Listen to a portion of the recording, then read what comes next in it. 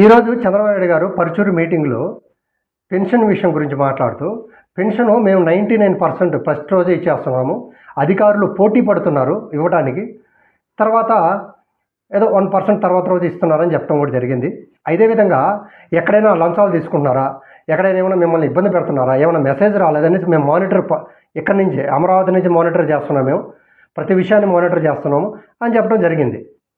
మేము చాలా చక్కగా ఇస్తున్నాము అని చెప్పడం జరిగింది. ఇదే కదా జగన్మోహన్ రెడ్డి గారు కూడా చేసింది. ఆ రోజు ఇది చేసినప్పుడే కదా ఆడపిల్లలు లేపుకొని పోతున్నారు, తలుపులు తడుతున్నారు, తెల్లారుజామున వచ్చి తడుతున్నారు. ఇంకా మీకన్నా ముందు తెల్లారుజామున ఇచ్చారు కదా. మరి ఆ రోజు చెడ్డ అయిపోయింది, ఈరోజు ఎలా మంచి అయింది? ఒకటి. రెండో విషయము, హైదరాబాద్ నేనే డెవలప్ చేశాను, అక్కడికన్నా ఇక్కడే పెన్షన్ ఎక్కువ అనేసి అన్నారు. హైదరాబాద్ని డెవలప్ చేశారంటే 96 నుంచి 2000 వరకు.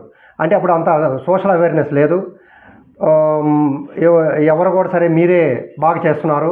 2004 వరకు అనుకోండి, మళ్ళీ రాజశేఖర రెడ్డి గారు వచ్చినంత వరకు మీరే బాగా చేస్తున్నారు, హైదరాబాద్ పెద్ద డెవలప్ చేసేసారు అనుకున్నారు. తర్వాత సోషల్ మీడియా వచ్చిన తర్వాత బాగా జనాలు అవేర్నెస్ వచ్చిన తర్వాత అర్థమైంది. మీకు ముందు చాలా గవర్నమెంట్లు కూడా వాళ్ళ శక్తి సామర్థ్యాలు కొన్ని హైదరాబాద్ డెవలప్ చేశారు. వాళ్ళ ప్రభుత్వాలు వాళ్ళకి తగ్గట్టు ఇండస్ట్రీస్ కానీ అన్నీ మీరు వచ్చేటప్పటికీ తీసుకొచ్చున్నారు. మీరు ఒక్కరే డెవలప్ చేయలేదు. ఇక్కడ చంద్రబాబు నాయుడు గారు ఒక్కడే హైదరాబాద్ డెవలప్ చేయాలి. అది అలా కనుక అనుకుంటే వాళ్ళంత అవివేకులు ఇంకెవ్వరు లేరు ఈ ఆంధ్ర రాష్ట్రంలో.